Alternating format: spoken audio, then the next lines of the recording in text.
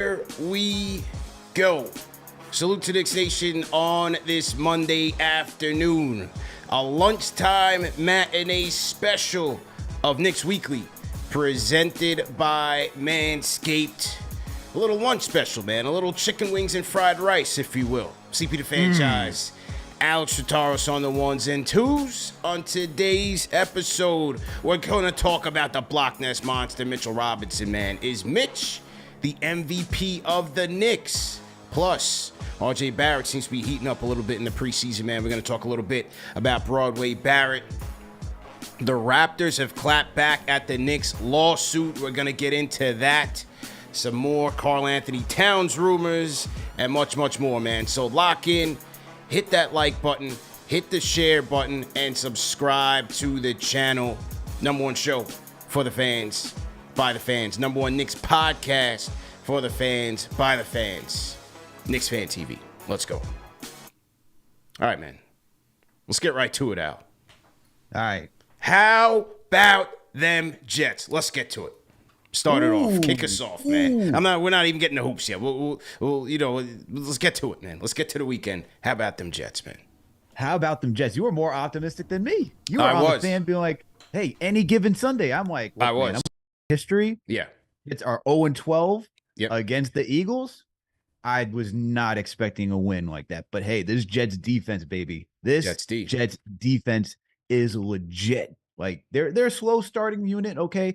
Just because as your first couple of plays in the NFL, it's scripted, so it's hard to like really gauge and get the defense fully in motion. But once the game wears on, man, that defense is rolling. I mean, my guy Quincy Williams, his brother Quinnen Williams, these guys going in. I mean, the secondary that held it down without three of their top corners. Bro. No Sauce, no DJ Reed. That was an outstanding defensive performance, bro. Any way you slice it, the defense came to play. And the thought, at least my thought, was that there was going to be so much pressure on the defense up against this Philly offense that, Wilson was going to have to be spectacular for them to get the victory. But it was quite the opposite, man. The defense shined bright, and Wilson did what he had to do. He was able to move the ball, couldn't convert into seven. They went to Legatron, but, man, defense was spectacular, bro. Between the 20s, it's just kind of been Zach Wilson's strong point. But once you get into the red zone, man, this red zone offense for the Jets, it's terrible. Brutal. Not going to lie. And shout out to our guy, Jake Asman. Yeah, he says it, man. KFTV Jake. Yep. If you can't convert in the red zone, it's going to be tough sledding for the remainder of the season for the New York Jets. Like the defense is just playing at a level. I think this is even better than what the Rex Ryan defense was, man. Just the way they're performing right now. So, whew. But to do it without DJ, to do it without Sauce in this manner, to cause four turnovers against that Philly team, an undefeated team, that was big. That's huge. Statement. And to go into the bye 3-3, I would have taken that with Aaron Rodgers at the helm. The fact that you're doing it with Zach Wilson and this defense, insane. Now they got the bye week. They got to come out. They got to clean up the red zone stuff, man, because this team's got to score. You can't just keep relying on Breece Hall to be your safety valve, although he's a great safety valve. But you can't put that much pressure on him to be the guy to solve all the offensive woes. You got to make sure you get Garrett Wilson involved. You got to make sure you get all the tight ends involved. There's a lot more that needs to happen for this Jets offense. But to be 3-3 going into the bye, I'm optimistic, man. I thought the season was over. Yeah. This season is still alive, man. There is still a pulse to this team. I didn't think that this was a win or go home situation. I mean, stranger things have happened. Plus, you have 3 winnable games coming off the bye, including one against my Giants, who's the doormat of the NFL right now. So, you should be able to get something out of there. But to go in 3-3, statement victory, the confidence keeps rising. You go into the bye, you heal up. Hopefully, you get your secondary back healthy. And then maybe it's another game for Zach Wilson to look over some film, come back out against the Giants. I mean, look, Giants played well defensively last night in Buffalo. I'll give them that. But they did. For the Jets, man, I mean, to go in 3-3, you got 3 winnable games after the bye. You're right there in the wild card picture for the AFC, man. Insane. Right there. And if the Jets do make the postseason, it's because it's on the heels of this defense, man. Yeah, that's absolutely. No question of it. Look, when you can, but that's why I said well, especially on the fan, any given Sunday, man. Like, yes, their backs are up against it, but when you have a defense like that and a running game, you always have a chance. Like, you just never know. And look, Philly had their fair share of injuries, but give credit. The Jets defense definitely took that one, man. Absolutely. And then, look, man, Sunday night, I was expecting to watch a funeral. I was going to watch with one eye open, to be honest with you. I was going to watch with one eye open. It was a good game up until the fourth quarter. It turned out to be a good game for the Giants. Tyrod, first and foremost, like, he held it down, but then the first half blunder, time management, clock management, you can't do that, man. Right. You have a chance to throw the ball to the end zone maybe 3 times, and you opted for a running play with 9 seconds left with no timeouts. You know it well as a Jets fan. Dude, I just saw that. You just saw it. And, people are like, oh, man, why did Brian Dable show up Tyrod like that? I mean, listen, because we're looking at 1-5. You're on the road against Buffalo, a tough team who you have to expect in the second half, they're going to come out guns blazing. And Buffalo wasn't sharp. They gave the Giants several opportunities to take this game, but in the second half, they got their 14. And so Brian Dable, he knows who he's up against. He's trying to say, we missed a big opportunity. And there's pressure to win. We got guys getting injured left and right. There's a lot of pressure for the coach right now. I wasn't gonna take him on that, showing up Tyrod. But then you had another offensive lineman go down. You move Pugh from guard to left tackle. He's a matador in the first half. Second half, he held it down. They had good plays. The defense was spectacular. I thought Okereke was playing well. Secondary was playing well with Deontay Banks. You had McFadden. Mike, not Mike McFadden, but I think is it Mike McFadden? Oh, you know better than me. This is 41, the linebacker, man. The linebacker. Look, man, you got a lot of guys off the street that I have no idea who it is. Your wide receiver group, I'm like, who? Yeah. Like, that's literally every time I watch someone. Yeah, he came to Tyler was passing. I had no idea who that was. Dexter Lawrence, Leonard Williams, they came to play, but in the end, it just wasn't there, man. They had an opportunity. The last play on Waller was absolutely pass interference. But this is what I don't like about the NFL, bro. And about the NBA does this too. They have this thing where they don't want to impact the game by calling things even when they're obvious. And I just feel like because they called pass interference on a play before that, giving the Giants a chance, putting the ball on the 1 yard line, I think the refs swallowed the whistle because they didn't want to call it again, even when it was a blatant pass interference on the guy holding Waller's jersey where he couldn't get his left arm up. And it was right, and the backline judge is right there watching. Mm-hmm. It's crazy. It's terrible.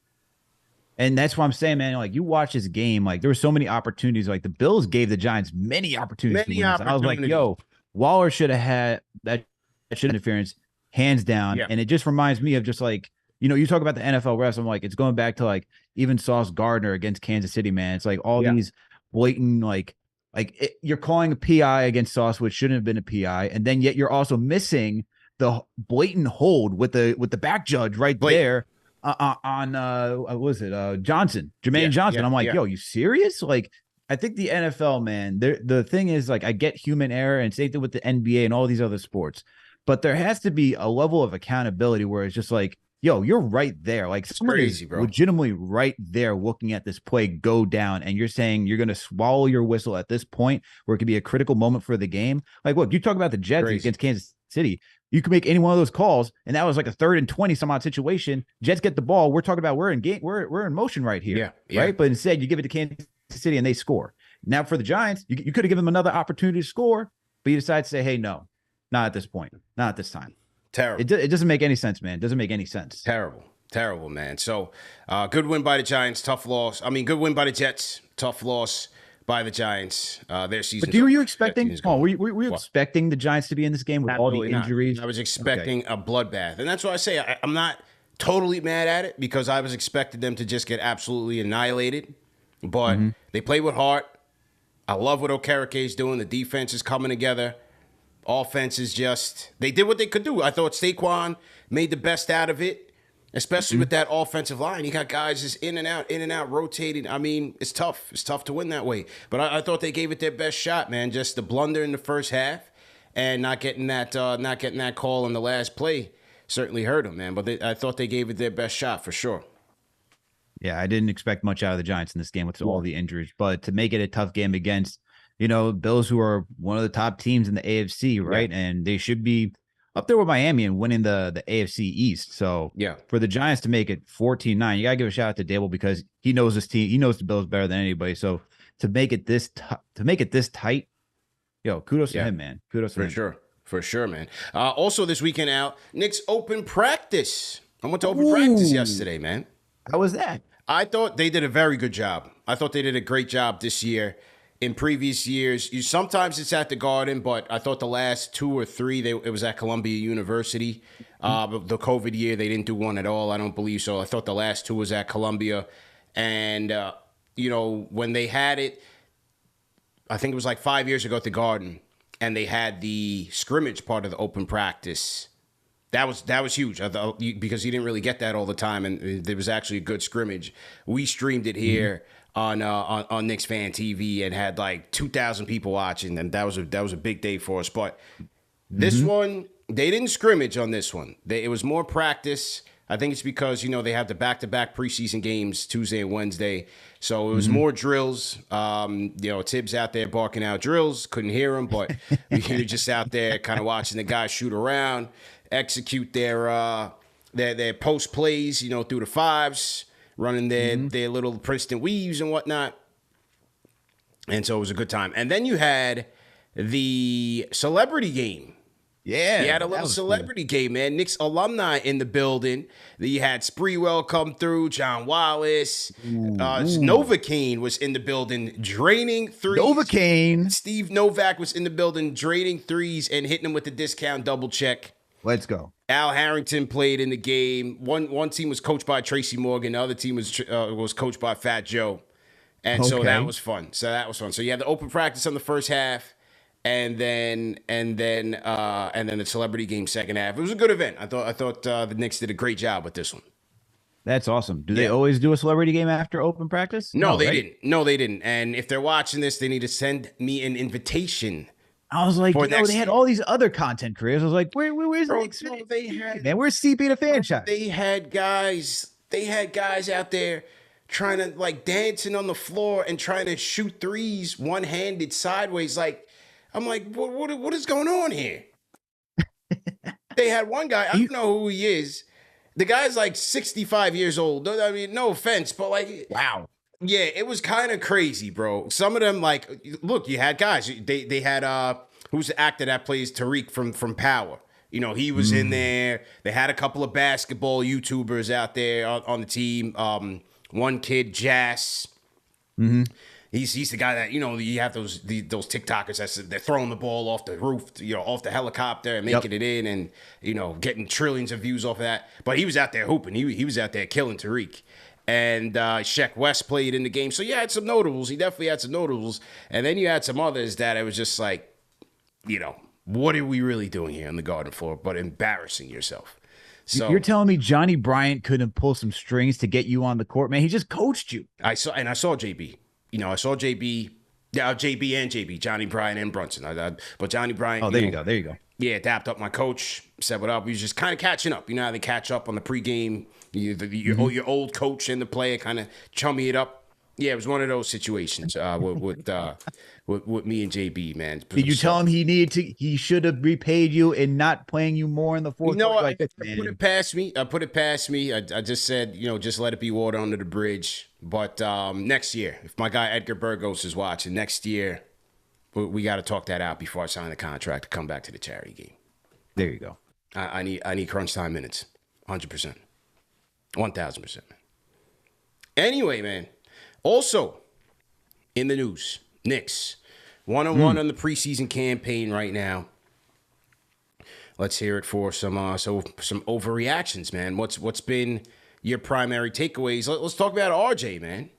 What are you thinking about RJ so far in the preseason? I like what I'm seeing from RJ right now. I mean, for the most part, it's what we've seen throughout all his entire tenure as a Knick, right? His ability to get downhill. He's shooting open threes, catch and shoot. It's the fact, I think the big thing for me is the decision making and is knocking down free throws, right? So his ability to knock down free throws, and most of them, I think it's over 80% so far this preseason, which is very encouraging.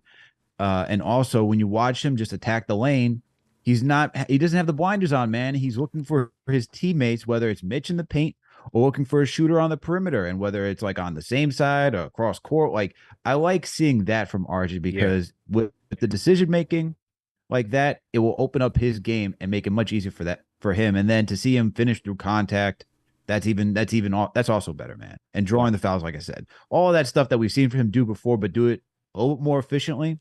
That's what I'm liking from RJ. But the thing that shocked me, CP, game 2 against the Timberwolves, he hit a mid-range jumper. He pulled up. Brunson found him running out in transition. He pulls up from the free throw line in transition, knocks down mid-range. I was like, what is this? And then as the game wears on, he decides to say, you know what? Let me get a little frisky over here. He decides to do a step back mid-range jumper. I'm like, oh, look at this guy. He's trying something. Okay. And then he tried to step back 3. I was like, excuse me? There we go. Excuse me. Where's this to the arsenal? He didn't knock any one of them down. If he did, I was gonna fall out of my seat, man. Post game was about to be a super overreaction if he knocked any one of those down, because even though it wasn't pretty, if you could just move to your own pace, regardless, right? Like Kawhi isn't the most flashy guy, but he makes it work. If RJ could be like in that realm where he's not the most athletic guy, right? But he could just make it work for him. If he could start doing that, holy cow, then we're talking. That's a leap. That's a leap. But as of right now, he's more consistent. Yeah, I'll take that. He's showing a little bit more consistency. Like it's not necessarily more efficient, but consistency in decision making, getting to the free throw line. I like that. Yeah, I agree with everything you said there. Just from watching him through FIBA and into these first 2 preseason games, it's not the shooting. Like, not to say I don't expect, but I don't place much expectations on him shooting the 3 ball better than, a little under league average. You hope he gets there or a little bit better. But I'm not so sure that's going to come around. But what I think can come around sooner is finishing through contact on his drives, right? His drives, that's his bread and butter, right? So 2 things have to happen. You got to finish through contact and take better shots. Don't just force it over 2 or 3 guys, and make the proper reads. And I think that's what we're seeing so far in this preseason is a more deliberate approach on his drives. And not just hoping for a prayer and not just forcing the issue. So if he cleans that up, I think he's in great shape, along with knocking down his free throws. Because what he's showing you is that he's going to get to the free throw line quite a bit, especially as he continues to attack the basketball. He's using his physicality on his drives. He's going to draw contact. Like, that's not an issue. Just want to knock it down. If he does that, he should be at 20 plus. So the 3-point shooting will be a plus. Timely 3-point shooting. Give me a timely 3 in a second half of a crunch time game, of a clutch game. Give me a timely 3. But other than that, like I said, finish through contact, get your drives down, and just make your proper reads, man. You'll be in good shape. That's it. It's plain and simple like that. But the fact that he's doing it right now in preseason, I think, and that's the thing. It's like, I'm not overreacting to like the numbers, like to scoring 20 some odd points and stuff like that, because look, it's preseason. He's playing for 3 quarters. These games really mean nothing. Is for him to experiment and to show what he's working on this offseason. But the fact that he went 4 for 7 from inside the arc against the T-Wolves, all right? Yeah. Game 1 against the Celtics, he shot poorly. 1 for 6 from the field. I get that. But he hit all 9 of his free throws. And I'm like, all right, so you didn't shoot well and efficient from the field, but you still were able to get from the line and get 12 points and go 9 for 9. It's like, how do you impact the game in other ways and still be effective and efficient? So for stuff like that is where for RJ, I'm like, okay, this is encouraging. I'm not expecting RJ to be this lethal, high efficient score, but how do you impact the game in other ways where it just helps your team win? And especially when he's not taking these, he's throwing up bricks, right? Like we've seen him just drive it to 3 defenders and throw up a random shot. If you go 1 for 6, but yet you go 9 for 9 from the free throw line and it's efficient, I'll take that. I'll accept that. I'm not going to put you in this category of like, oh, it's a future all-star, but for being the third guy in the pecking order, more so of a role player, I can accept that from RJ Barrett. Yeah, I definitely agree with that, man. Then there's Mitch. There's Mitch. And before we get into Mitch, salute to everybody in the chat, man. Let's salute the people in the chat. Salute to everybody in the chat. Hit that like button, hit the share button, subscribe to the channel. CP and Alex on the ones and twos. Our matinee lunchtime edition of Knicks Weekly, episode 74, presented by Manscaped. Go to manscaped.com. Use promo code KFTV for 20% off plus free shipping. Speaking of Manscaped, Al, do you have let's show the people, man. Let's give them a little sneak preview. I'm not even supposed to do this. I'm technically under a little bit of an embargo. But by the way, I just got to show the first one that we got, the handyman. Yep. But then you're talking about. Wait, hang on. Let me get you right. Go ahead. Throw it up there. You talking about this? You talking about this, CP? Ooh.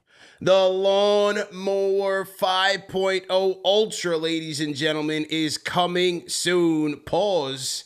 No pun intended. From our guys at Manscaped, the Lawnmower 4.0. And we got the whole team laced. You got your joint. JD said he got his joint. Then he was trying to like explain to me what he's going to do with it. I said, pause right there. No testimonials. We sent one out to CK, though, so the squad is getting laced. The 5.0 is out, ladies and gentlemen. The 5.0 is out. And look, this one, they're adding some new stuff to it, man. You got dual temperature LED spotlight. So they're changing up the LED spotlight. You can do it in the dark, whatever you're into. Just, no testimonials. What else they got in here? Up to 60 minutes of runtime. You now have an interchangeable dual head system. So it's not just one blade. One blade. So they're definitely getting fancy with it. Shout out to our guys at Manscaped for always keeping us laced. And yeah, man, this one's coming out this week. The Lawnmower 5.0. Of course, it's waterproof. USB-C charger, quick charge option. There we go, man. The best in the game. So it's coming out this week.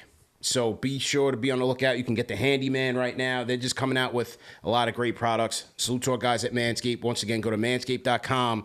Use promo code KFTV for 20% off plus free shipping. USA, Canada, UK, my guys in South Africa, Australia, Singapore, they ship to you guys as well. So make sure you tap in.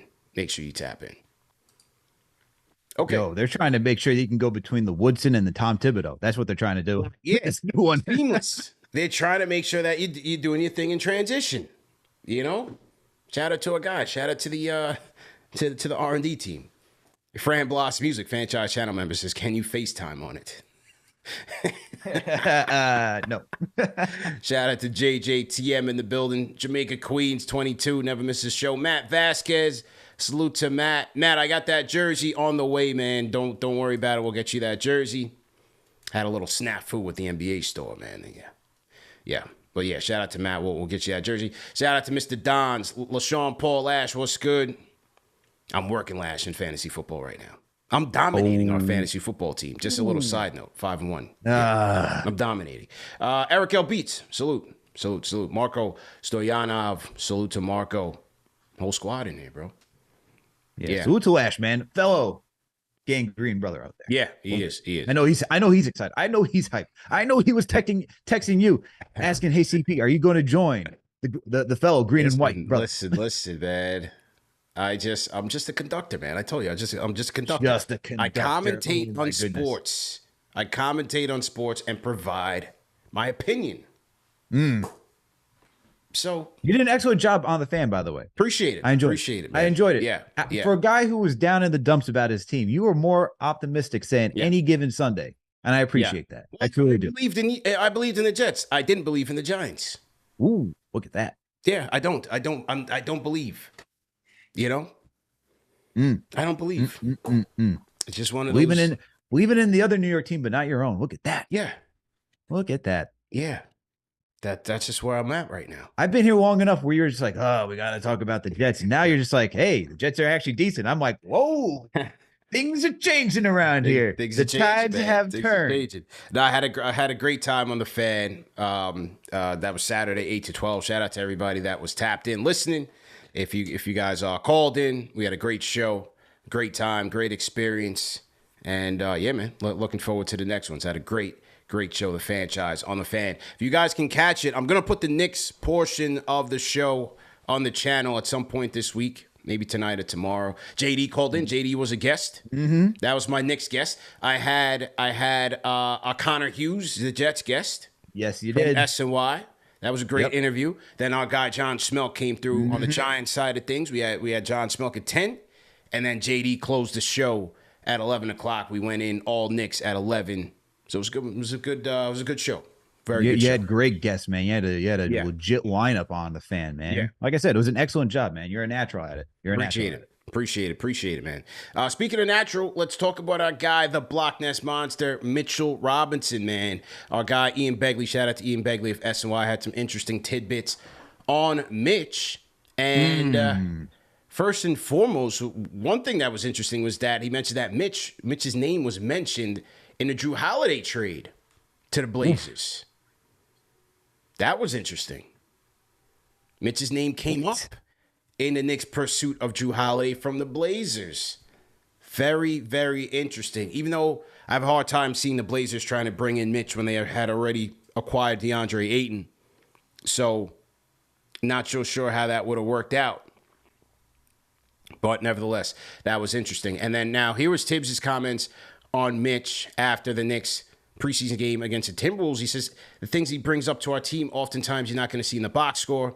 He has great value in rim protection, top 5 in the league, offensive rebounding, top 5 in the league, total rebounding, top 5 in the league, terrific in the pick and roll defender, great pressure on the rim, getting out of screens, and he's loving it. He pointed to Mitch's net rating improvement over the years. He said 4 years ago it was a negative net rating.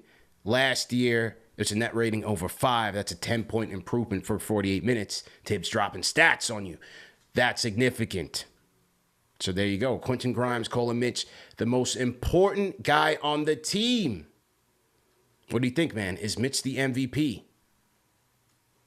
I want to go MVP, but he is one of the most important guys on this team, which is why it's funny when fans are like, yo, we need an offensive center and stuff like that. I'm like, who are we putting next to Julius that's going to be offensive and defensive driven? Because, look, you got Jalen Brunson, RJ Barrett, Julius Randle in that starting rotation. None of those guys are the greatest defenders. If anything, maybe they're average, but we went through Julius, not a great defender. Brunson, he can be exposed just because of his size, right? Of his height.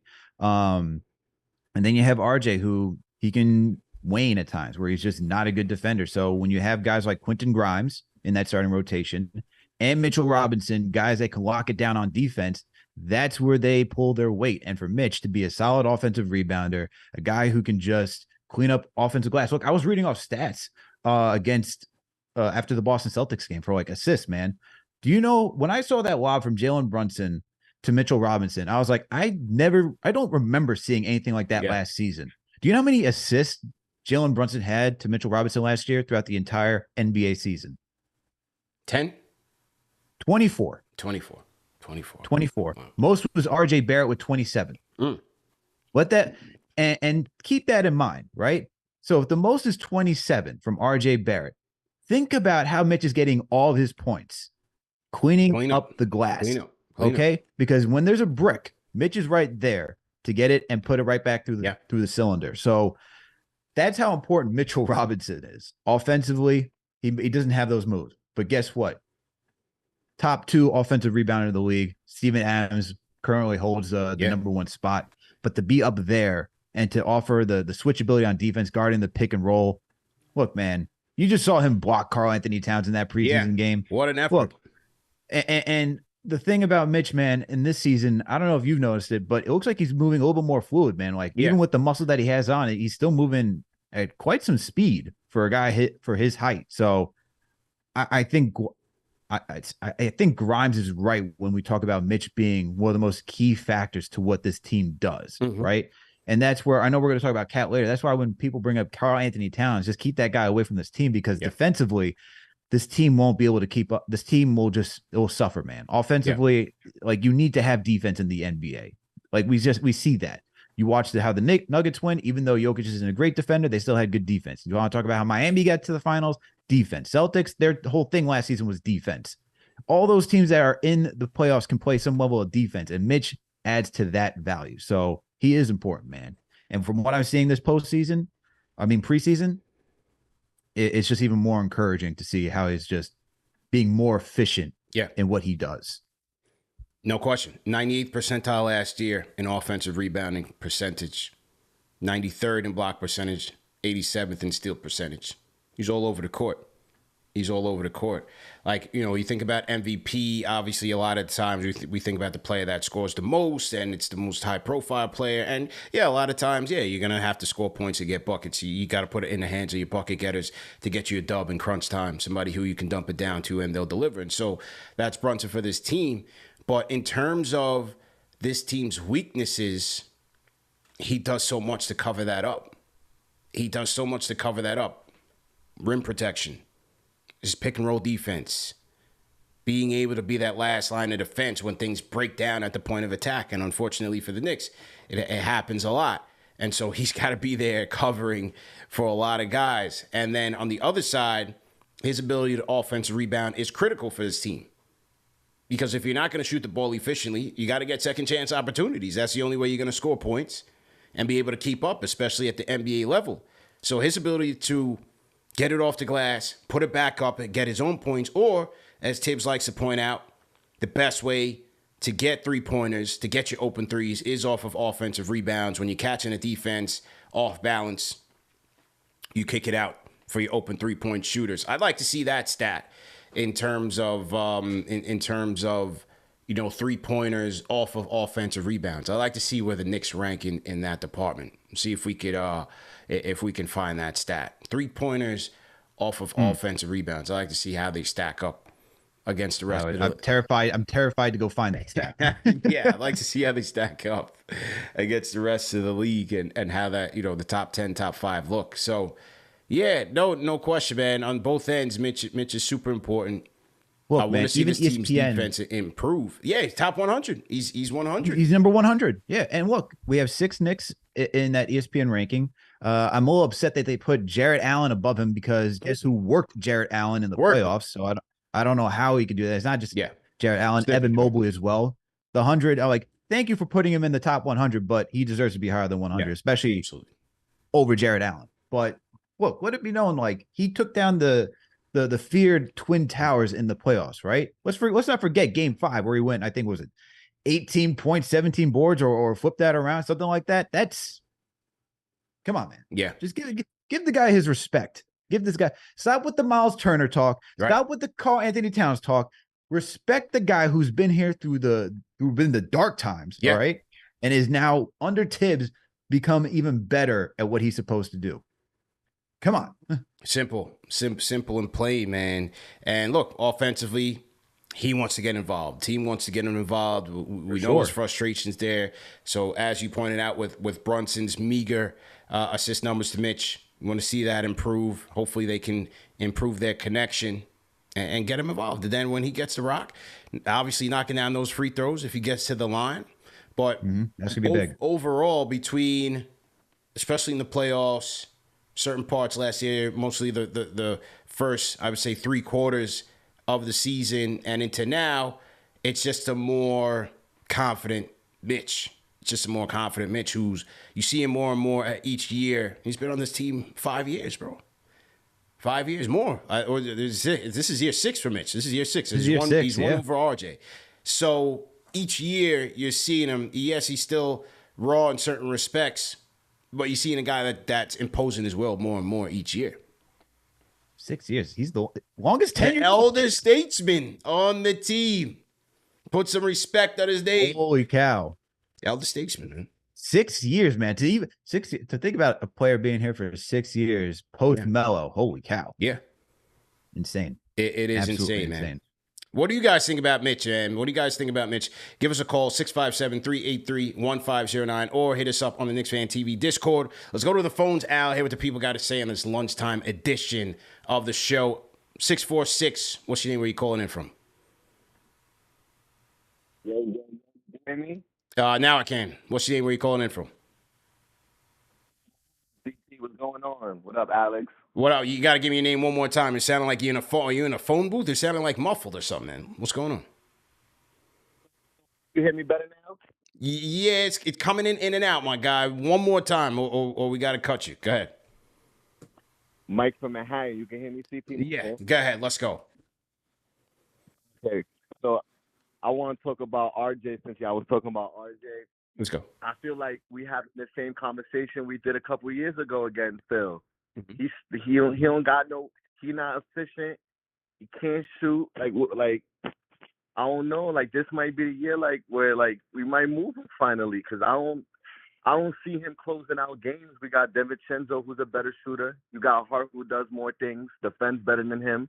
I don't really see him having a closing role on this team. I think he's the starter because we paid him. He's the poster boy. He's the third overall pick. But like, without all of that stuff, I'm not really bought into it. And like, I'm not y'all say I'm a RJ hater, but I can't be if I'm a Knicks fan. Mm-hmm. I'll be if RJ was God. You know what I mean? Mm-hmm. I'll be the first one to RJ Barrett. But out of all the starters in the starting five, he's one of the ones that I don't know if he closes the game out. And when we go to the playoffs, he had a good playoff this season, but I just don't know how he's gonna play when the game slows down in his half court. Yeah. He's not efficient enough for me. And I don't think he's a guy you give the ball and say go get a bucket. Obviously he's not Jalen Brunson, right? Mm-hmm. He's not even Julius Randle when it comes to that. So it's like I'd rather you be a complimentary piece like a Grimes who can catch and shoot. Even Grimes puts the ball on the floor sometimes, and he kicks out to Mitch and stuff like that. Then it's just RJ. He just moved like a slow, fast guy. It's weird. Like he's like slow, but like he's not strong enough or like big enough to like get away with being not fast on his feet. But yeah, I'm out of here. Alex, keep looking cool. Knicks. Hey. Hi. Appreciate you, Mike. Yeah.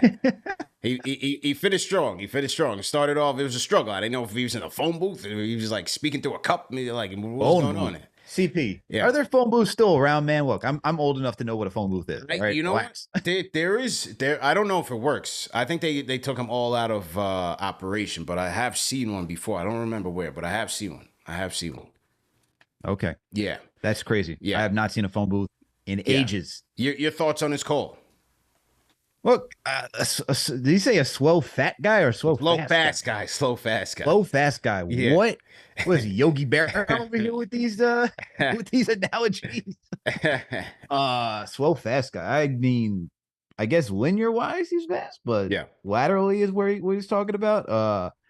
Look, I think he's from preseason, I'm encouraged. All right. We know what he has been the last 4 seasons, but the preseason, I'm a little bit more encouraged to see what he does this year. Okay. I think FIBA definitely helped him out. I think hanging out with all the guys like SGA, even Dylan Brooks, hanging out with all of his countrymen. I think he's learned something from FIBA.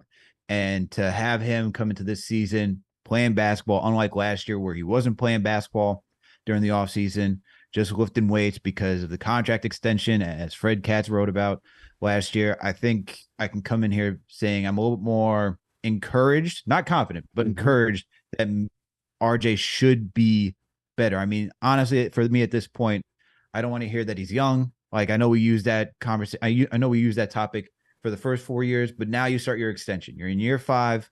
I get that you're 23 years old. But at this point, I want to see you put it a little bit more together. We can't go through the inconsistencies because 25 is not too far. We're talking about 2 years, man.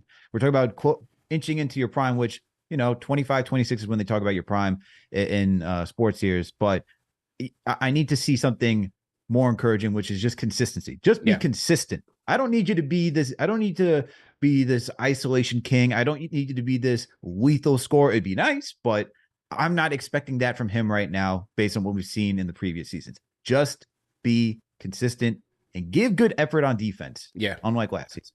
You're looking for consistent impact. You're looking for consistent impact on the game.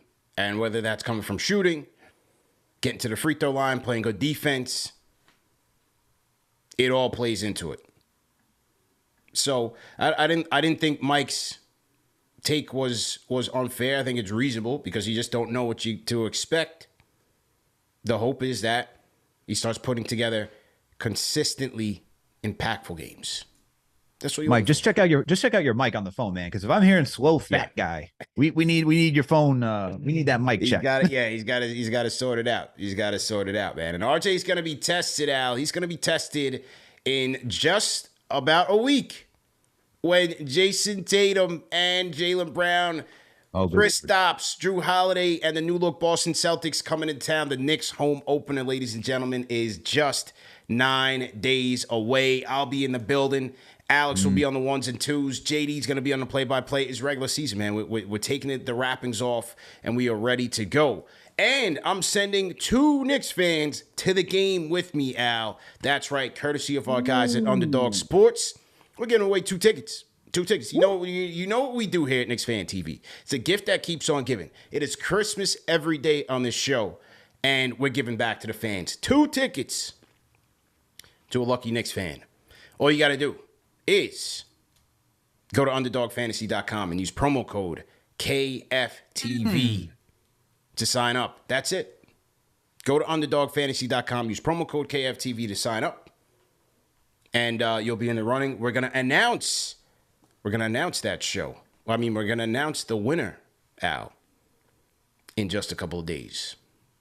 Let's go. We're gonna announce the winner in just a couple of days. And the reason I say just a couple of days is because we got a big show coming up. It's a show. Big show, CP. It's a show that the fans look forward to every year. I look forward to it every year. Yeah. It's a show that the fans look forward to every year. Now, this year we got a little bit delayed due to scheduling conflicts. You know, I had my own stuff going on. He had his own stuff going on. But we're making it happen.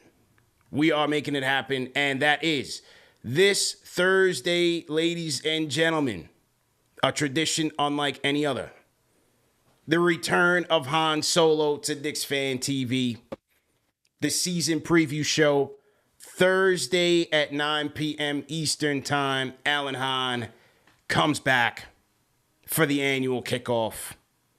Let's get it going, man. And then we'll announce the winner of the tickets there. So there we go.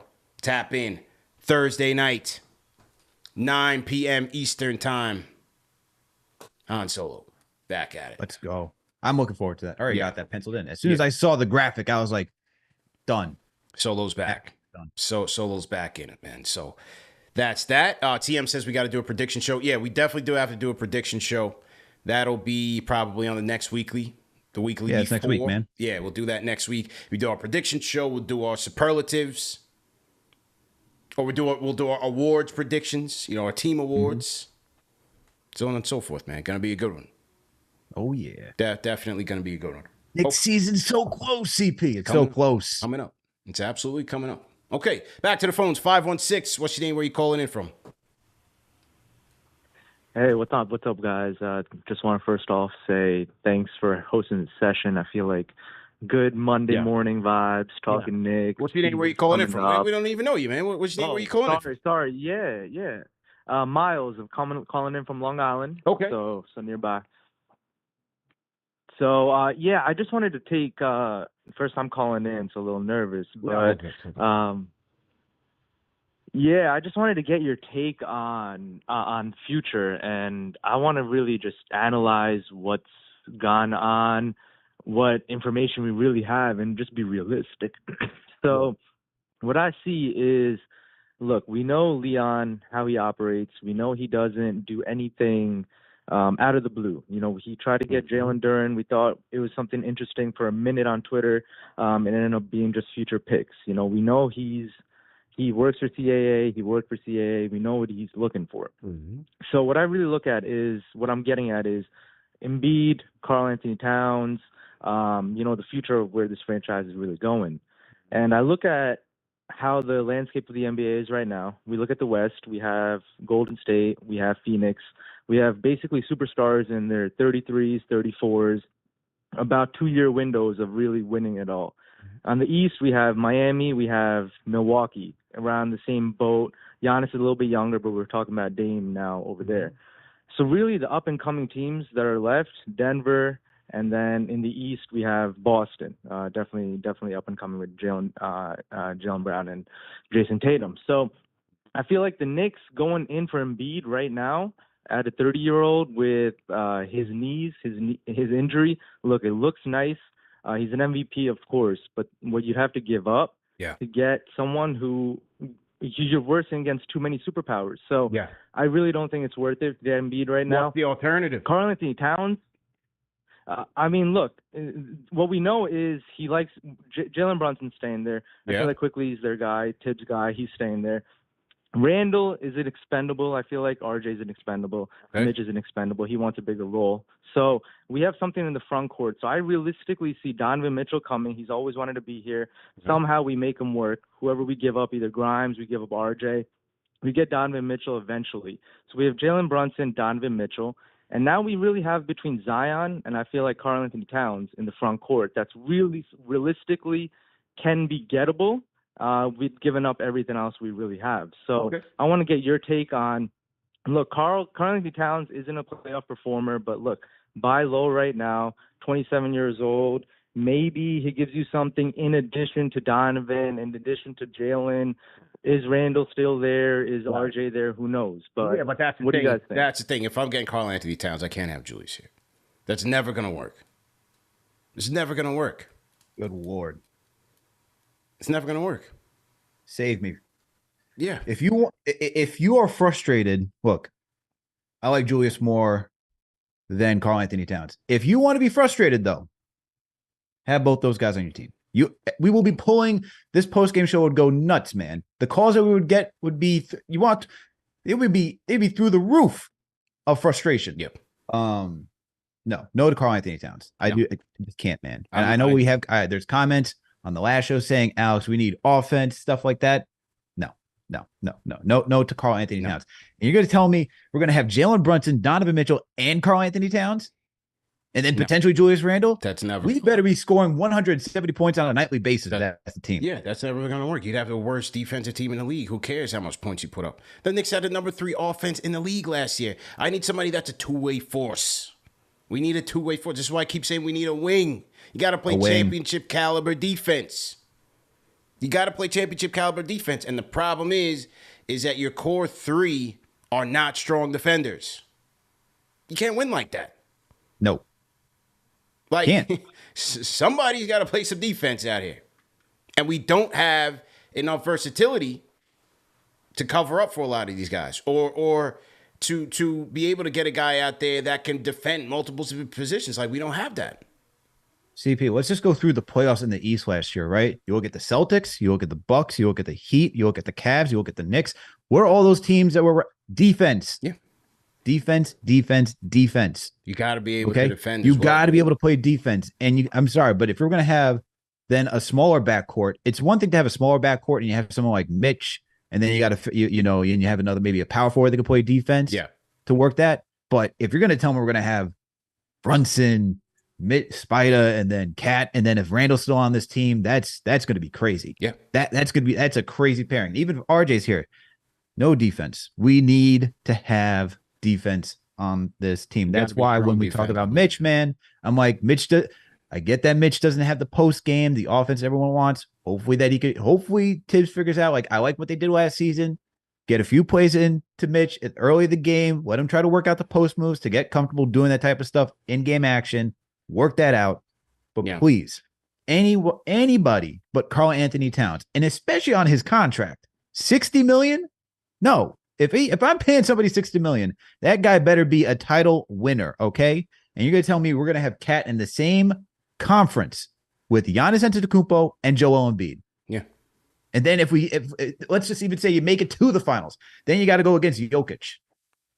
And granted, he had an okay series. He had an okay, even good series against Jokic out there in the West in the playoffs. But still, you telling me that he's going to get through that gauntlet to get up there? Come on, man.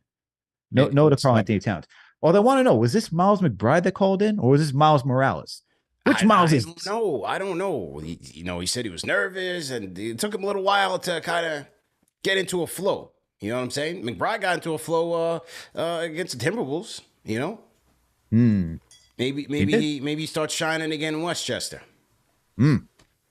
Ouch. How about DiVincenzo, man? What you been thinking about the new acquisition, Donte DiVincenzo, in the preseason?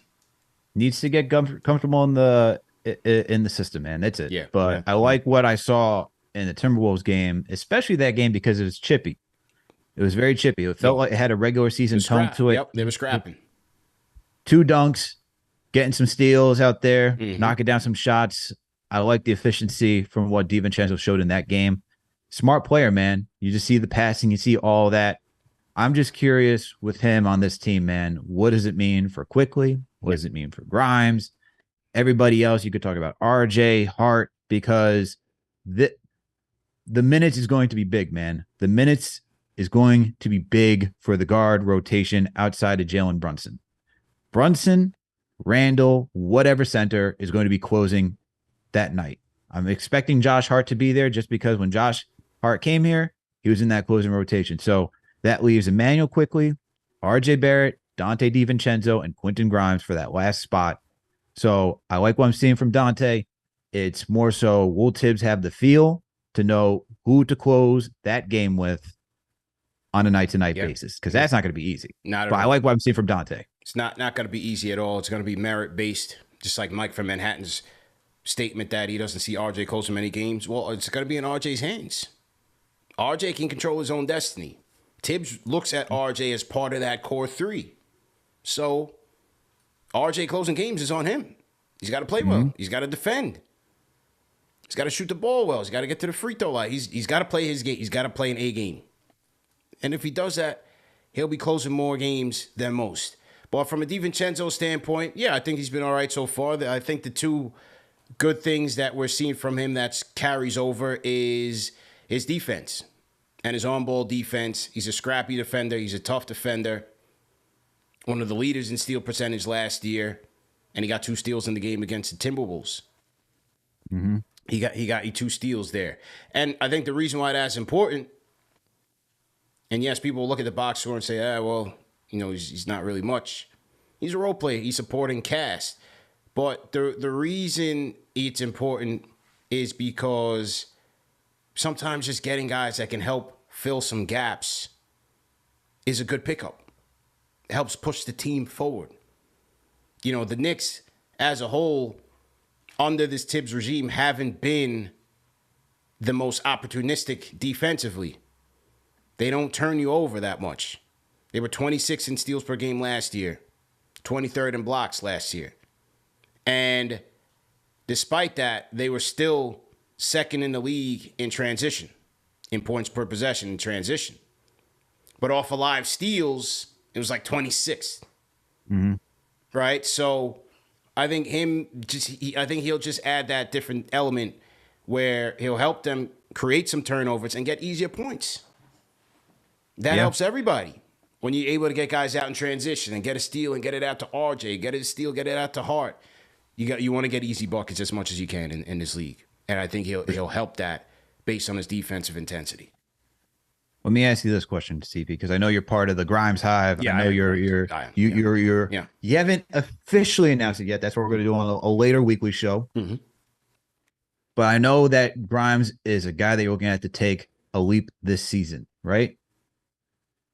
With Donte here, would you want to see, and I'm not saying start the game, let's say third quarter, instead of having Grimes in that starting rotation, would you be okay to see Donte in that starting unit, Grimes with that second unit? Because I feel like Grimes will have more opportunities to show off his offensive capability with the second unit more so than with the stars, just because if you're going to have RJ, Randall, and Brunson in there, there's limited touches going around. I wouldn't mind that. And I think you're going to see a lot of DiVincenzo and Brunson pairings, right? Because of DiVincenzo's ability to shoot the 3 from a catch and shoot perspective at a high level, he's the guy that you want playing off of Brunson and Randall, right? And even RJ. Like, he's a guy that you want in those corners so that when they're breaking down the defense and the defense collapses, you want a more reliable guy out there that you can trust is going to knock it down, especially from the corners. And DiVincenzo is a guy that can do that, especially on catch and shoot. So I would expect Thibs is going to put that pairing out there,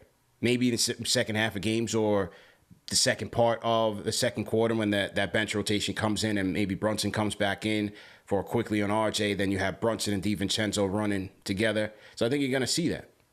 I hope so, man. I hope Thibs isn't as rigid with the rotations as we've seen in previous years, right? Like we know the whole, all right, first quarter comes through, 5 minutes left in the quarter, quickly, Hart comes in, then the whole second unit runs the beginning of the second quarter, then the starters close it out, and then the entire third quarter goes to the starting unit, right? I like to see a little bit more mixing and matching from Tom Thibodeau just because you got a lot of talent on this team. And I feel like if you're going to utilize all these guys' skill sets, you got to be a little bit more flexible on like who runs with what unit, right? Like I know RJ's going to run with the second unit. That's really his time to shine because once again, Randall, Brunson in that starting rotation, they're going to get the bulk of the touches. But still, for a guy like Grimes and even with Dante for his skill set, I just think that in that starting rotation, you want to talk about getting easy transition points. Grimes can do it too, but you also like help Grimes get that offensive. We get to see Grimes' offensive capability in that second unit. And then Dante just helps defensively, actually even add another playmaker, right? And I think a little more seasoned playmaker than Grimes. Love Grimes' quick first step and how he attacks the paint, can find a center. But with somebody like Dante DiVincenzo, you know what we saw out in the Warriors, on that Warriors team, he's a good playmaker too. So if you want to give Brunson that ability to play off ball, I feel like having Dante in that starting unit to start off the third quarter even might just help both parties on this team. There you go. Well said, man. So to everybody in the chat, once again, hit that like button, hit the share button, subscribe to the channel. Matinee edition of Knicks Weekly. CP and Alex on the ones and twos. Let's see which one of our franchise channel members is in here. If you guys are new in the chat, type in hashtag new. We'll shout you guys out and see who we got in here. Shout out Frame Bloss Music in the building. In here. The Shell's always in here. Salute, man. Who else we got? JJ. Talento never misses a show. Who else we got in here? Salute to everybody, man. Salute to Jalen. I got KFTV Jalen's in the chat. Mm-hmm. Yeah, we in here, man. We Make sure to check out Jalen's recent article on Quentin Grimes. Yeah, absolutely. He had an in-depth write-up. KnicksFanTV.com. Yeah, KnicksFanTV.com. Make sure to go check out. Yep, make sure to go check out KnicksFanTV.com and support all the writers, man. Remy's recaps are back. Oh, that's how you know we're back in action, man. Remy recaps. We're getting in-depth articles from Jalen. We're gonna have a roundtable coming out soon from the KFTV writers. Yep. Make sure to go support. Yes, indeed. And to make sure that you guys aren't missing anything, whether it's our video content or audio content, we have a lot of shows, new guys coming in and creating content. We have KnicksFanTV.com written content. Join the mailing list. I always encourage you guys to join the mailing list to stay up to date with all of Knicks Fan TV's content, events. We're going to make another announcement on the watch party. We have the Alan Hahn show coming up. We have the ticket giveaway. So all those things get captured and collated by our guy Knicks Fan TV Jalen into a nice newsletter, and it'll give you everything you need to know as needed. You know, we're not just going to send you Christmas cards. You know, we're going to send you all the information that you need as it happens. So make sure that you guys are tapping into the newsletter. Very important to do so. Very important to do so. Okay, a couple other things real quick, Al. A couple other things. The lawsuit. The standing lawsuit between MSG and the Raptors. You know, Masai Ujiri says this is, only the Knicks would do something like this. And, there's bad blood there. Well, Toronto has made a couple of comments in that manner. Just to refresh people's memory, you had a former Knicks video scout or scout coordinator, Ike Azatem, leaving the Knicks to the Raptors. The Knicks did an investigation, found that he was sending over scouting files, things of that nature, to the Raptors through company email. The Knicks now sued the Raptors and sued Azatam. And now we've got a litigation going on in the courts. So Toronto lawyers, this is according to our guy Ian Begley, Toronto lawyers say the alleged theft involved little more than publicly available information compiled through public sources, readily accessible to all NBA members. Okay? Lawyers also believe that the Knicks' claims should be adjudicated by NBA commissioner. NBA, through an attorney, has said that it will abide by the court's determination of whether the dispute should be adjudicated in court or by Commissioner Adam Silver. Lawyers for the Raptors called the Knicks lawsuit against them baseless and a public relations stunt. They also claimed the Knicks complaint to be arbitrated. They want claims on the Knicks complaint to be arbitrated and want a civil suit dismissed. Okay, there that is. And then MSG spokesperson says, as we have previously stated, given the theft of property and confidential files and clear violation of criminal and civil law, we were left no choice but to take this to federal court and are confident that the judicial system will agree. So there that is, Al. I think the question remains, how valuable was the information that he sent? And is it a case where, because as organizations, right, you can classify all of your information. Some information will be classified as top secret, proprietary, some is public, so on and so forth. Some is restricted, some is sensitive. You have different definitions depending how you do it. The question is, how did the Knicks classify that scouting information? Will a court hold that up in terms of how the Knicks define that information? And do they have a case? Right? If the court does, then he's going to be liable. Now, the extent that the Raptors are liable, it's going to be hard. It's going to be tough. You know, I'm not so sure if the Raptors will be found liable for it, but I think you can still make a case for the coordinator, because when you sign on with companies, organizations, or sports teams, whatever, you always sign those NDAs. Do not disclose our information. You sign acceptable use policies most times for how you're supposed to conduct yourselves on company assets. And so I think a court could find him liable if what the Knicks allege is indeed true. So it's going to be a tricky situation, man. But you know Dolan, man. We just talked about the New York Times article with Dolan about how he's into the weeds with everything. Hey, you insulted Jimmy D, man. He's after you. It's a bad move.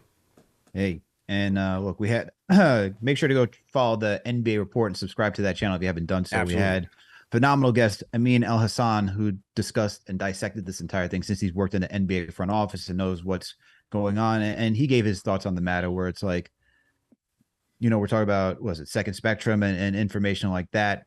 You know, what's the detail?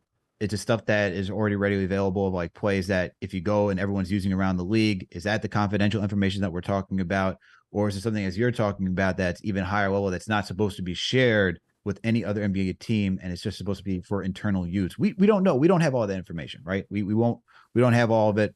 We'll see how it all plays out. But if it is the latter, I could see this coming out in the Knicks' favor. But this is all stuff that we have not a lot of information to, man. But, you know, look, I think the one thing that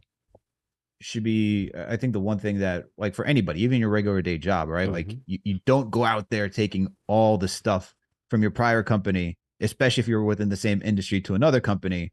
And based on the Knicks claims, I know it's just their claims, we need to hear how everything pans out, but should have been a little bit more savvy and a little bit more aware than that, not to just like download everything, walk away, go to a division rival, and then say, hey, this is everything that they do. But we'll see, man. We'll find out more about it as it goes on. See how it goes. So to everybody in the chat, once again, hit that like button, share button, subscribe.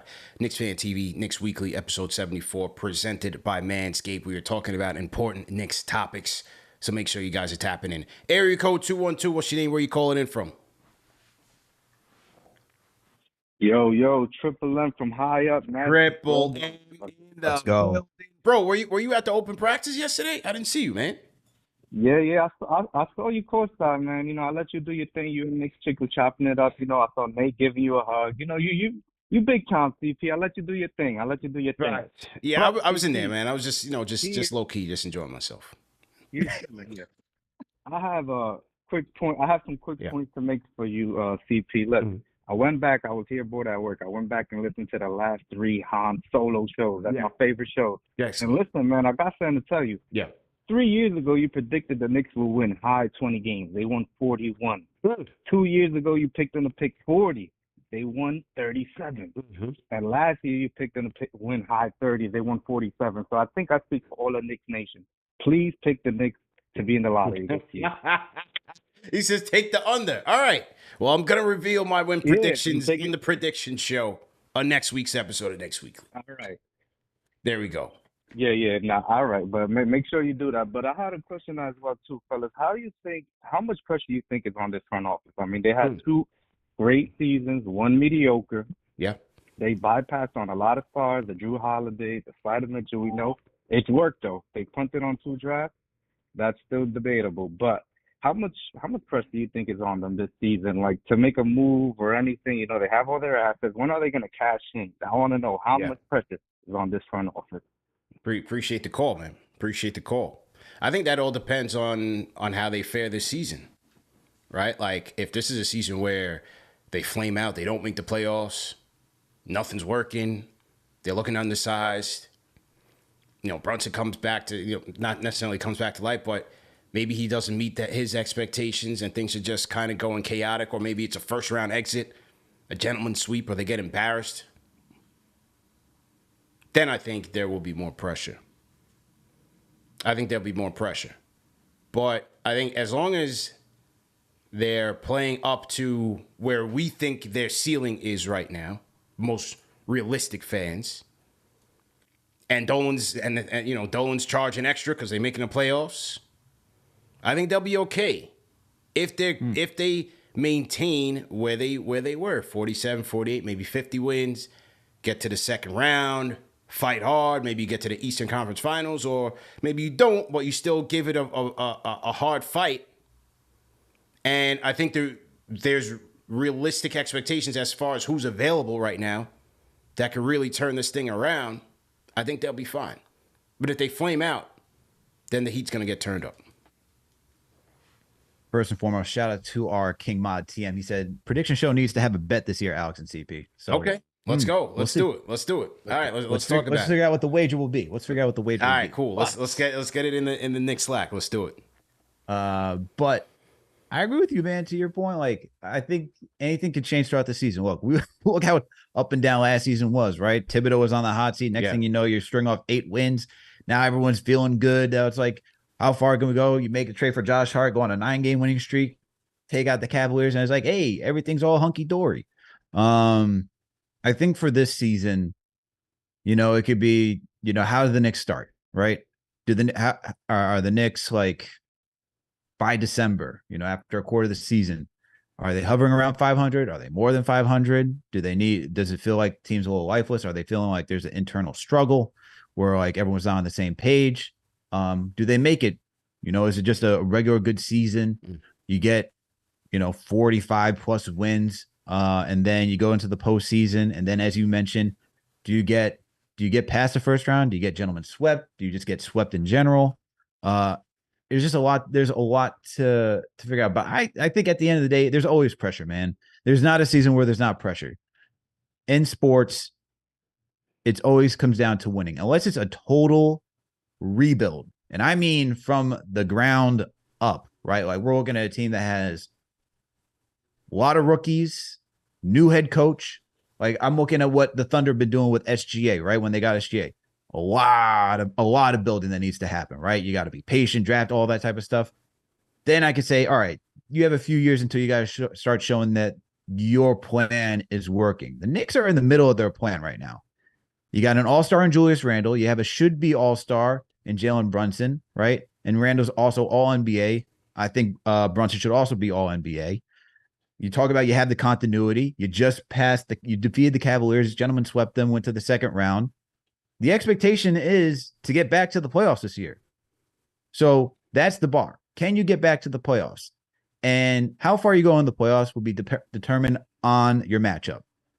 But the goal is, can this team get back to the playoffs? Because if they don't get back to the playoffs, then you start turning up the heat. I don't think anyone will get fired, but there's even more pressure. But the pressure's always on, man. They have to make the playoffs. And you look at the East, you got your top 2 teams in the Celtics and the Bucks, and then everybody else. And the thing is, can you stay out of the plan? Because in the plan, anything can happen, right? We saw Lakers last year. They make it the plan. They go all the way to the Western Conference Finals. Yeah. Or you could be like the Warriors not too long ago, be in the plan, lose, and then it's Memphis' turn. And you're like, what are we doing here? Granted, the Warriors had a lot of injuries that year. Anything can happen. So I feel like for them, it's to make the playoffs outright, not be in the play-in, because they did that last year. And I think when you look at this team, they should be a top 5 team in the East. And then from there, it'll be determined by the matchup. But there's always pressure. Yeah, I agree with you there, man. I agree with you. And that's a good segue into this Thibs extension talk, right? Because Stefan Bondi of now the New York Post wrote an article last week that spoke on Thibs. Thibs' contract, 5-year. Remember, he signed a 5-year deal. And after next season, the 24-25 season, Bondi made his case that the Knicks should extend Tom Thibodeau's deal. So the question is, should the Knicks extend Tom Thibodeau now and give him a vote of confidence? What say you? I knew it was going to. I know when you're ready to take the lead and be like, all right, let me give you my opinion. But when it's a hot topic issue like this, is it Tom Thibodeau or bust type of situation? You're going to throw it to your co-host and be like, hey, man, what's your thoughts? I'm just asking the hard questions. Pause. I'm just asking the tough ones, man. Go ahead. You're just doing your job as conducting. I get it. Yeah, I get it. Look, I said it on the last post game with Jake. As of right now, I don't know any other coaching candidate, but I'm still undecided. Honestly, this season will determine if I would give him an extension or not. You made the playoffs 2 out of 3 seasons. I need to see it again. I need to see that this team is like convincing, right? That last year wasn't, because even though I'm coming to the season confident, as we saw with Julius Randle, it flamed out, right? The next season, it was underwhelming with the offseason moves. Granted, offseason moves, it's just Dante. You move off Toppin, a lot more continuity. I need to see them make it back to the playoffs, and then I'll determine if he should get an extension there. I don't think he should get an extension now. Yeah. I think if they do anything, it should be at the end of this season to see where the team stands, how competitive they are. But even though I'm in the middle, because as I've said in the past, I think we need a little bit more offensive creativity on this team. You got to give him his respect to where he's put this team in the position they've been in for the last couple of seasons. There's an identity. There's grit. This team was top 3 in offense last year. This team defensively has shown that it can be solid. You've seen the improvement from Emmanuel Quickly from when he was drafted, Quentin Grimes from when he was drafted. You see Julius Randle being an All-NBA All-Star, Jalen Brunson having one of his best seasons. Granted, I get it goes to the players to put in their work too, but the coach has to put him in a position to succeed as well with his strategy. Look at Mitchell Robinson being in foul woes. Much better last season, right? Yeah.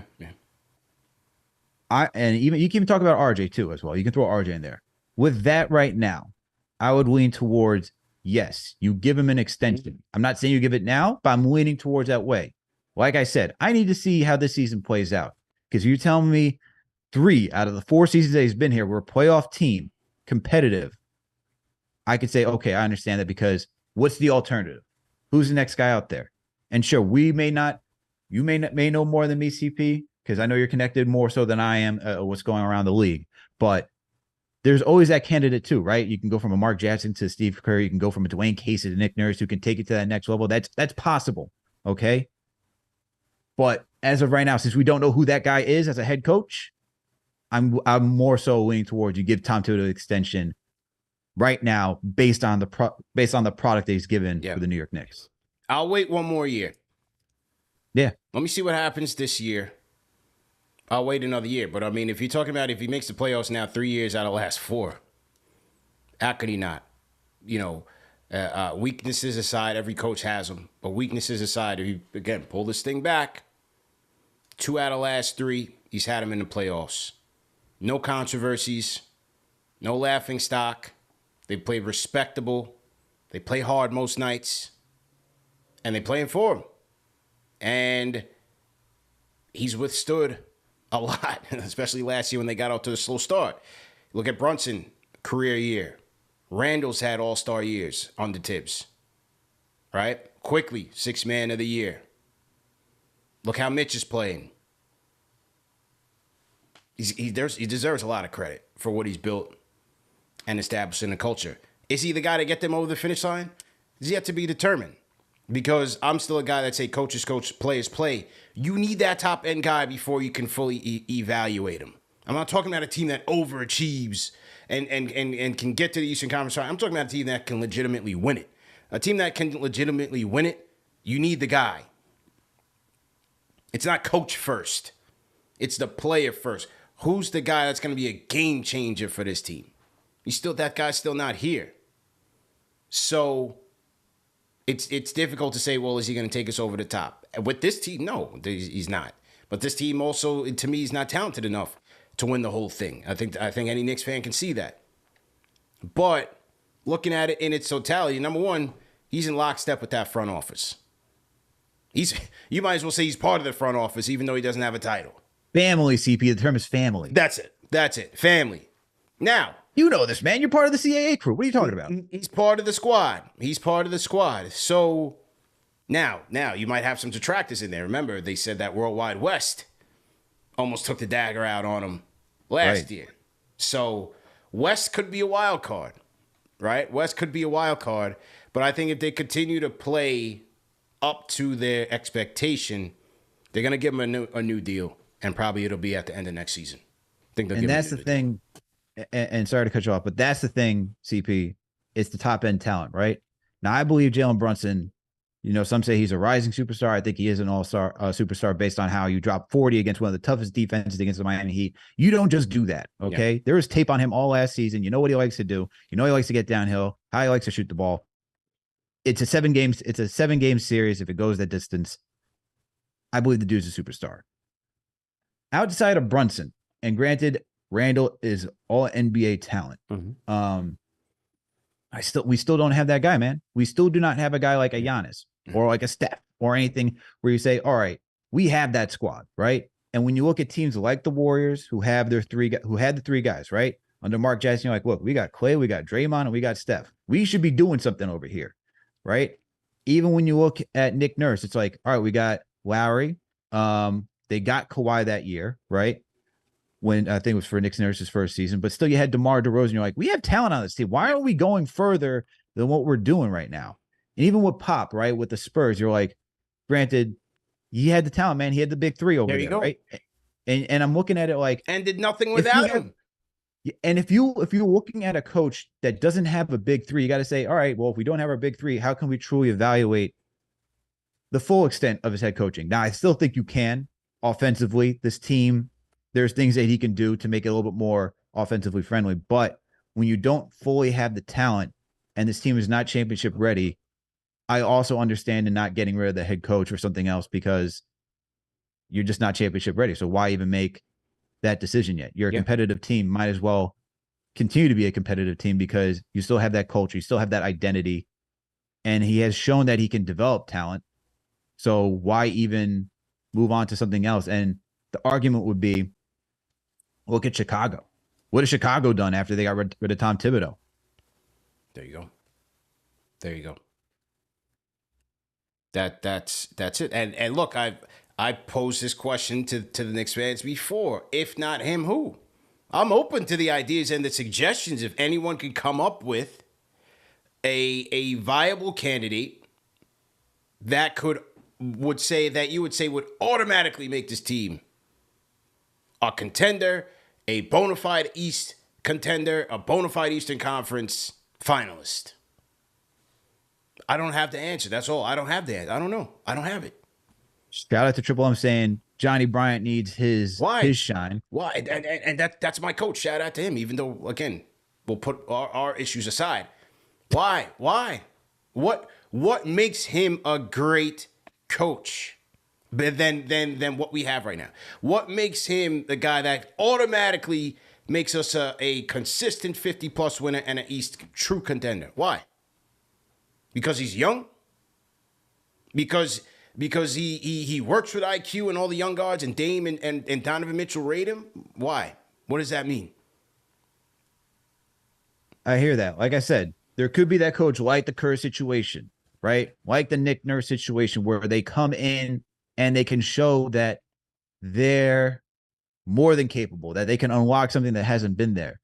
But once again, to me, it comes down to, do we have that top 10 elite talent that can just take us there? Because as you see, like, and Miami,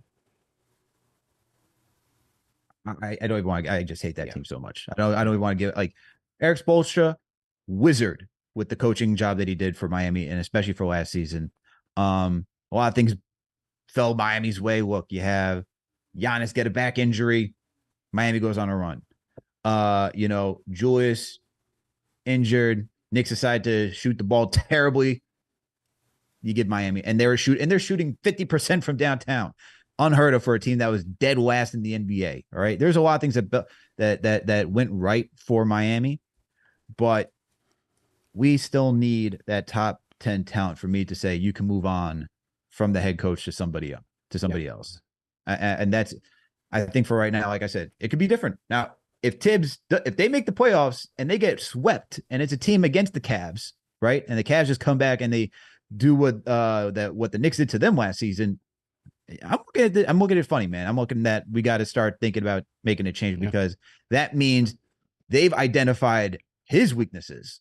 And now we got to go somewhere different. That I'll tell you that right now. But if we go to the second round without a top 10 talent, I'm like, I really don't have an argument for saying we got to go in another direction when we still don't have that top 10 guy on this team.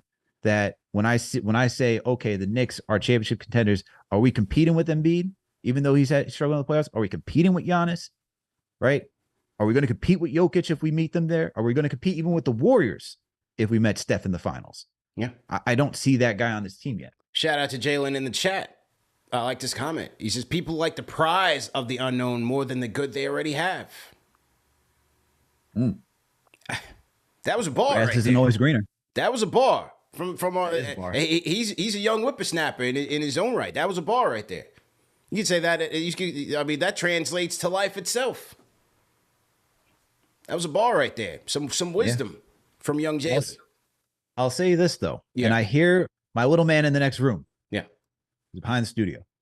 And my wife's taking care of him right now. Okay. As soon as we brought up Tom Thibodeau, he started crying. I don't know why. I don't think that's just an omen. Something's going on here. It's tough. Something's going on. It's tough, man. Kids don't lie. Kids definitely don't lie, man. Okay. Who else we got here? Who else we got? So to everybody in the chat. 813, you are the closer. Oh, man. He's hello. Hola. Oh, I'm right here, CP. Yeah. Yo, it's a lot of commotion back there, man. Wrap up your lunch, man. What you eating? A sandwich? What's going on? No, CP. I'm at work right now. This is Rambo from Tampa, man. There I had to he close is. the truck up real quick. There he is. I had to close the truck up. I had to keep everybody out so that we could keep the family in, man. There we go. Are you man. Spanish? Rambo, you Spanish? I heard a little Espanol in your side conversation. Oh, you heard that? Yeah, I'm Dominican. I'm from Dykeman, man. Oh, there we go. Dykeman's finest. Let's go. Yeah, I'm originally from Dykeman, baby, all day. You know what time it is, Let's go. You know, I had to come out here to Tampa to slow it down. But, I had to call in, right, because I just really love the Knicks, and I don't have nobody else to talk to, man. Yeah. I love you guys, man. Hey, we here, family. Man. So I had to come. I had to give a shout out to Julius Randle. He cut that mess off his head right now. He looking sharp. Our team, we looking good. And I was having an argument with somebody the other day, and I don't have nobody to clarify it for. So I figured this would be a good time to call you guys and ask you. Okay. Now, I love this front office, and I love everything that they've done. But is it true that since we have these protected picks, from the Wizards and the Pistons, that they can't trade none of their picks until ours conveyed? Until what? No. No. They can't trade no pick until ours conveyed. Isn't that right? No. No, sir. Are you saying the other teams can't trade that pick? Or are you saying the Knicks can't trade those protected picks? No, what I'm saying is that they can't trade no picks. Yes. No, that's not correct. They can't trade no picks, and their hands are tied. We have their hands tied. We have them locked up, and they can't get no better unless they give us our pick first, right? No, that's not accurate. No, okay. No, that I was wrong, and I have a phone call to make now. I appreciate you, family, giving me this time. Good energy to everybody. RJ Barrett. I love that kid, man. There we go. Julius Randle. I even love Julius Randle, man. I love everybody. You see my boy McBride go off the other night, man. Salute. God bless. And I can't wait for the season, bro. I just can't wait, man. I'm too anxious right now, man. We looking good, man. We looking real good, man. God bless to you guys. Hey, Alex, I didn't even know you had little Alex, man. God bless, man. Congratulations. Oh, that's Appreciate it. Smooth, Appreciate man. it. Yeah, man. That's smooth, man. I was wondering. I was like, man, I want to be at his baby. God bless, man. Y'all take care, man. Salute, man. I got to get back to work. They're knocking at my truck. Get to it, man. Rambo from Tampa, always locked in. Salute to that man, Rambo from Tampa, man. It's good stuff, man. Good stuff. Good stuff, man. He's an honest man, CP. Rambo's calling his friend, be like, "Hey, I'm sorry, I'm wrong." That's what we need more of in this world, man. Yeah. That's what we need more of. He's an honest guy, man. He's an honest guy, man.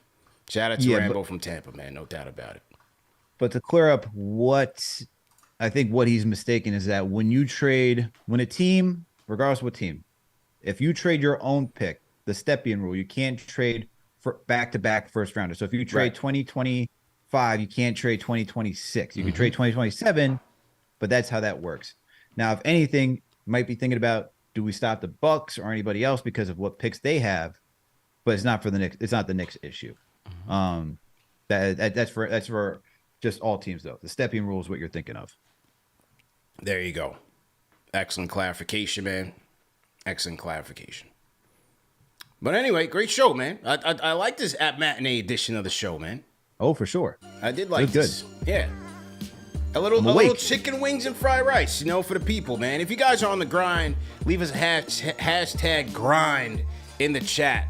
We'll shout you guys out, man. You caught me when I'm awake, CP. Not these late night shifts. Not the 9:30, man. Well, I got back from the open practice. I said, I even though I went in on the Giants on WFN, I really did. I went in on them. I can't. You did. I can't. You really did. Well, listen. The Jet game got me hyped. They beat our rival Eagles, so I was certainly happy about that. I was very happy. Oh yeah, I can only imagine how excited you were when the Jets defeated the Eagles. Thrilled.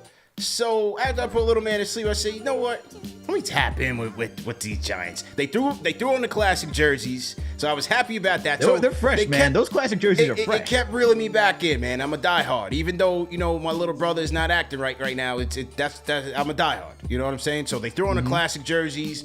They went toe to toe with Buffalo. You had two wide rights in that game. Defense is playing Giants defense. I was into it, man. I was into it. It's over. It's over, man. So are you telling me that you're into the Caleb Williams sweepstakes right now?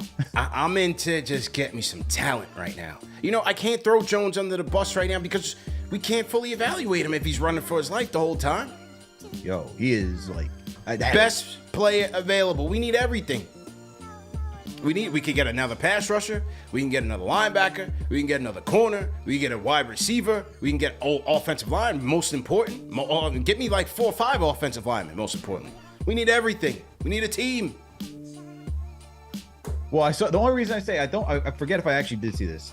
Didn't Caleb Williams put out a list because he can control his own destiny? Yeah. He said he can make more money in college than he can in the NFL. He said, right now. I'll go back and go get some NILs. Chicago, Arizona, you are not the guy.